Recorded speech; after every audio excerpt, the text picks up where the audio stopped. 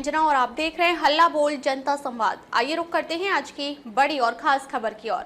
हत्या के मामले में पत्नी सहित 3 को आजीवन कारावास, गला दबाकर मारा फिर लाश को पटरियों पर फेंका, 6 साल बाद मिली सजा। बीकानेर के श्री डूंगरगढ़ में एक युवक को पहले गला दबाकर मार दिया गया और बाद में उसकी लाश रेल की पटरियों पर फेंक दी गई। रेल उसके ऊपर से गुजर गई और हत्या को आत्महत्या का मामला बनाने का प्रयास किया गया। 2-3 दिन तक तो इसे सुसाइड माना गया, लेकिन बाद में मृतक के बड़े भाई ने इसे हत्या बताते हुए भाई की पत्नी सहित 3 के खिलाफ मामला दर्ज कराया। पुलिस जांच में शक सही पाया गया और अब 6 साल बाद श्री डूंगरगढ़ एडीजे कोर्ट ने पत्नी सहित 3 जनों को आजीवन कारावास की सजा सुना दी है। मामला 18 मार्च 2019 का है। महाराष्ट्र के अकोला में काम करने वाला सहीराम अपने घर आया हुआ था। शाम के वक्त वो गांव में डफ की थाप पर होने वाला नृत्य गीदड़ देखने बाहर निकल गया।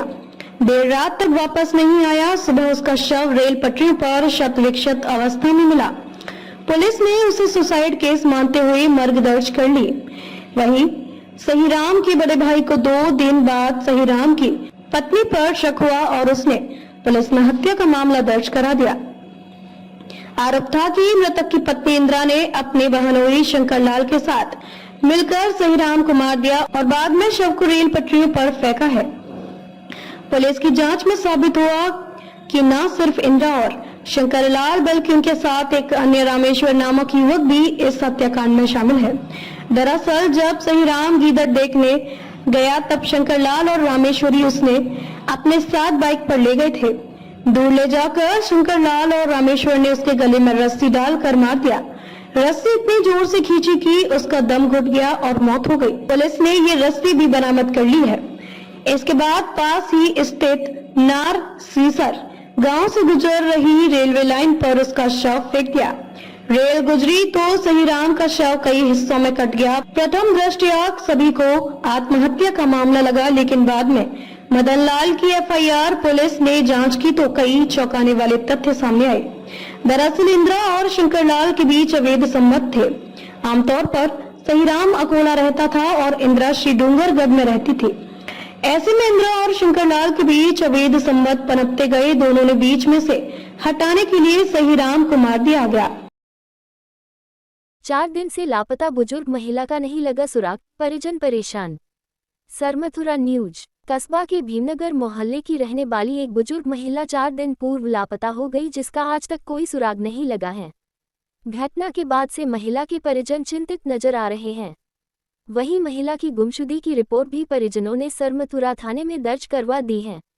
साथ ही इस संदर्भ में गुमशुदा हुई महिला के बेटे बंटी जाटव ने हमें बताया कि उसकी मां रामश्री पत्नी चिरौंजी जाटव उम्र करीब 70 साल निवासी भीमनगर सरमथुरा जो कि झाड़ू बेचने का काम करती थी, जो कि दिनांक 14 जून 2025 को झाड़ू बेचने कस्बा में ही गई थी और घर नहीं लौटी, जिस पर परिजनों ने महिला की काफी खोजबीन की, लेकिन अभी तक मालूम नहीं चला है। साथ ही बताया कि उनके द्वारा अपनी मां की गुमशुदगी की रिपोर्ट सरमथुरा थाने में दर्ज करवा दी है, जिस पर पुलिस ने मामला दर्ज कर लापता महिला की तलाश शुरू कर दी है।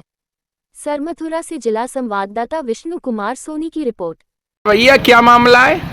मेरी मम्मी खो गई 14 तारीख को शनिवार को, मतलब दोपहर 11 बजे झाड़ू बेचने गई मार्केट में। उस दिन से आज तक घर पे नहीं आई है। पुलिस में इसकी रिपोर्ट आपके द्वारा दर्ज करा दी? हाँ, करा दी। क्या नाम था आपकी माताजी का? रामश्री। उम्र कितनी होगी लगभग? 75-80 पर। जब बात हो भविष्य संवारने की तो जरूरत होती है ऐसे मार्गदर्शक की जो सिर्फ पढ़ाई नहीं बच्चों को जीवन के हर क्षेत्र में निखारे। धौलपुर की उत्कृष्ट शिक्षण संस्था आदर्श शिक्षा समिति के तहत आदर्श विद्या मंदिर उच्च माध्यमिक विद्यालय, AVM convent school 10+2, CBSE kids international, AVM kids world play school, VK Tyagi शिक्षण प्रशिक्षण महाविद्यालय, बीएड और डीएलएड जैसे शिक्षण संस्थान संचालित हो रहे हैं, जिसमें छात्रों को शैक्षिक उन्नयन के साथ साथ शारीरिक व मानसिक विकास पर बल दिया जाता है। इस समर्पित यात्रा के सूत्रधार हैं आदर्श शिक्षा समिति के निदेशक वीरेंद्र कुमार त्यागी, जिनका दूरदर्शिता और नेतृत्व ने शिक्षा को एक नया आयाम दिया है। यहाँ है गुणवत्तापूर्ण शिक्षा, सुसज्जित लैब्स, समृद्ध लाइब्रेरी, शानदार क्लासरूम, आधुनिक तकनीक, मजबूत इंफ्रास्ट्रक्चर, अनुशासित व हरियाली युक्त वातावरण, योगा, संगीत, नृत्य, बैंड प्रैक्टिस, जूडो, कराटे और स्केटिंग क्लासेस, खेल मैदान। बच्चे न केवल तालीम सीख रहे हैं बल्कि खेल, कला और विज्ञान के क्षेत्र में अपना झंडा बुलंद कर रहे हैं। आदर्श शिक्षा समिति के निर्देशक वीरेंद्र कुमार त्यागी की अगुवाई में इससे जुड़े संस्थान के जरिए हजारों की संख्या में बच्चे न केवल अपने उज्जवल भविष्य का सपना साकार कर रहे हैं बल्कि देश में संस्था और जिले का नाम भी रोशन कर रहे हैं। साथ ही एनसीसी, स्काउट और एनएसएस जैसी गतिविधियां बच्चों में अनुशासन, नेतृत्व और देशभक्ति की भावना विकसित करती है। सीबीएसई मान्यता प्राप्त यह संस्थान श्रेष्ठ फैकल्टी के साथ बच्चों में real world problem solving skills का विकास करती है। ये सिर्फ एक संस्था नहीं, एक मंच है जहां बच्चों को मिलते हैं संस्कार, समर्पण और सफलता के पंख। संपर्क नंबर 919413310829। बाड़ी तहसीलदार उत्तम चंद्र बंसल के नेतृत्व में अतिक्रमणकारियों के विरुद्ध कार्रवाई। गांव महाराजपुर में आम रास्ते पर अवैध कब्जे को कराया मुक्त, जेसीबी के सहयोग से की कार्रवाई। पटवारी गिरदावर सदर थाना पुलिस जाब्ता रहा मौजूद। भू अभिलेख निरीक्षक लोकेंद्र, अमरकांत, पटवारी मनीष, सुरेश, रामनिवास रहे साथ। चिलाचौन से धोंध जाने वाले रास्ते पर भी अतिक्रमण को कराया मुक्त। जिला कलेक्टर श्रीनिधि बीटी, एसडीएम भगवंत शरण त्यागी के निर्देश पर कार्रवाई। योग करो, निरोगी रहो, गंभीर बीमारियों से लड़ने को योग करता अति आवश्यक है। रिपोर्ट विष्णु कुमार सोनी। सरमथुरा कस्बा में भाजपा नेत्री एवं समाज सेविका प्रीति अग्रवाल के नेतृत्व में छात्र एवं छात्राओं ने योग किए। साथ ही इस संदर्भ में प्रीति अग्रवाल ने कहा कि हमारे पूर्वज एवं संत महात्मा पहले के जमाने में नियमित रूप से योग करते थे और सैकड़ों वर्षों की आयु को निरोगी होकर पूर्ण करते थे। साथ ही कहा कि गलत खानपान की वजह से हमारे शरीर को गंभीर बीमारियों का खतरा बना रहता है, इसलिए इनसे बचने के लिए हमें नियमित रूप से योग करना चाहिए, क्योंकि नियमित योग करने से हमारा शरीर स्वस्थ रहता है और योग के बाद हमें पौष्टिक आहार भी जरूर लेना चाहिए, जिससे हमारे शरीर की रोग प्रतिरोधक क्षमता बढ़ी रहे और हमारा शरीर निरोगी रहे। इस दौरान प्रीति अग्रवाल, ऋतिक शर्मा, मोहित, नंदनी, अंजलि, स्नेहा, संतोष, लोकेंद्र, पुष्पेंद्र सहित अन्य मौजूद रहे। हेलो धौलपुर, नया एकेडमिक ईयर शुरू हो चुका है और इमैनुअल स्कूल्स के एडमिशन प्रोसेसेस भी। अप्रैल 1 से आप अपने बच्चों को इमैनुअल परिवार के साथ जोड़ सकते हैं। इमैनुअल 37 ईयर से धौलपुर में एक्सीलेंट एजुकेशन को प्रोवाइड करता है।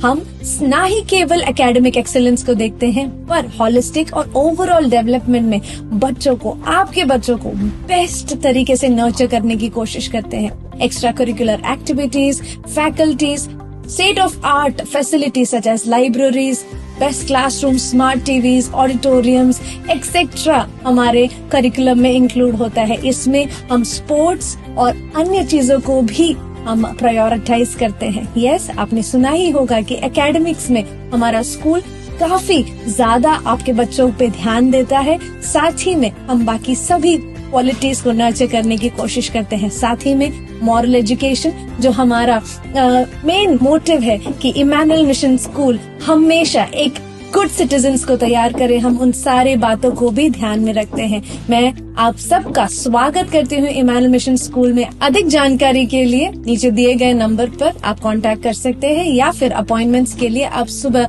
9 बजे से 1 बजे तक स्कूल ऑफिस में भी जा सकते हैं। एडमिशन प्रोसेस शुरू हो गई हैं, जल्दी अपने सीट्स को एनरोल कीजिए। राजस्थान एसीबी के जाल में फंसा रिश्वत लेता पटवारी और चेनमैन, विरासत का म्यूटेशन खोलने के लिए ले रहे थे घूस।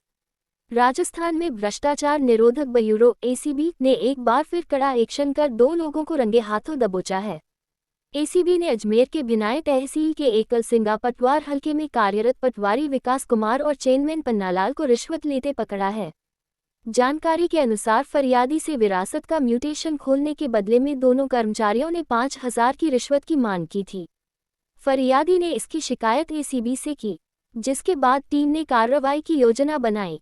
एसीबी की टीम ने जाल बिछाकर जैसे ही दोनों आरोपी रिश्वत की राशि ले रहे थे, उन्हें रंगे हाथों पकड़ लिया। राम राम साहब, मैं आदरणीय मुख्यमंत्री जी, माननीय प्रदेश अध्यक्ष जी और राजस्थान प्रदेश भारतीय जनता पार्टी का बहुत ही आभार व्यक्त करता हूं कि उन्होंने मुझे लगभग 2 साल का मौका भारतीय जनता पार्टी को साथ में लेकर के आगे बढ़ने का, धौलपुर जिले में काम करने का मौका दिया। बतौर जिलाध्यक्ष मैंने अपना संपूर्ण तन मन धन के साथ में पार्टी की सेवा करने का प्रयास किया है, सब लोगों को साथ लेकर के चलने का प्रयास किया।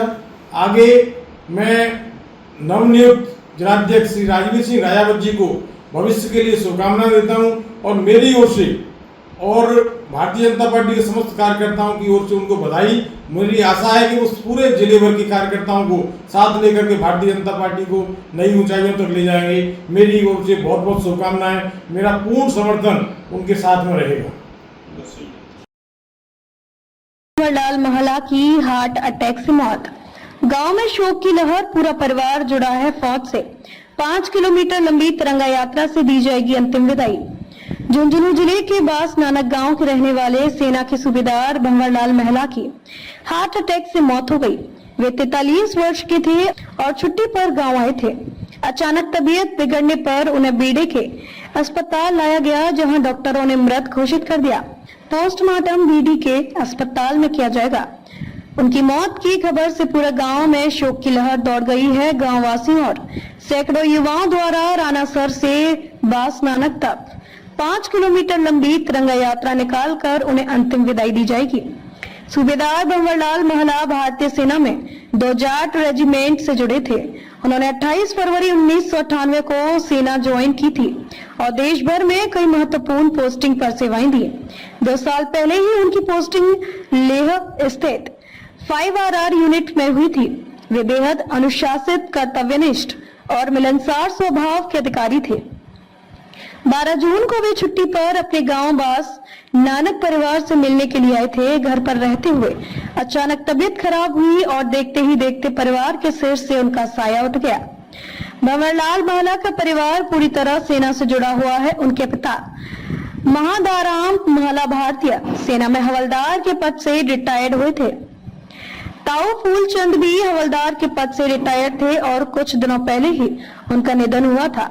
वहीं चाचा ताराचंद भी सेना में हवलदार रहे। इतना ही नहीं, उनके चचेरे भाई भी 8 की संख्या में भारतीय सेना में सेवा दे रहे हैं। यह परिवार देशभक्ति की मिसाल माना जाता है। उनकी पत्नी, एक बेटा और एक बेटी है। बेटी BSc नर्सिंग की पढ़ाई कर रही है, जबकि बेटा प्रतियोगी परीक्षाओं की तैयारी में जुटा हुआ है। भाभी शिक्षिका है और दोनों भाई मजदूरी कर परिवार की जिम्मेदारियों को निभा रहे हैं।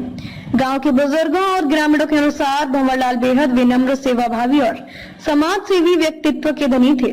वे युवाओं को सेना में भर्ती के लिए प्रेरित करते रहते थे। उनके निधन की खबर सुनकर गांव में शोक का माहौल है। तिरंगा यात्रा रानासर से शुरू होकर बास नानक तक निकाली जाएगी, जिसमें सैकड़ों युवा भाग लेंगे। सभी तिरंगे झंडे के साथ सूबेदार भंवरलाल महला को अंतिम विदाई देंगे। अब तक के लिए बस इतना ही। फिर मिलते हैं एक ऐसी ही बड़ी खबर के साथ। तब तक के लिए नमस्कार और देखते रहिए हल्ला बोल जनता संवाद। अगर आपको ये वीडियो पसंद आई हो तो इसे लाइक करें व शेयर करें। ऐसे लेटेस्ट अपडेट पाने के लिए बेल आइकन को प्रेस करना ना भूलें। अगर आप हमें फेसबुक या फिर इंस्टा के माध्यम से देख रहे हैं तो हमारे पेज को फॉलो जरूर करें। धन्यवाद।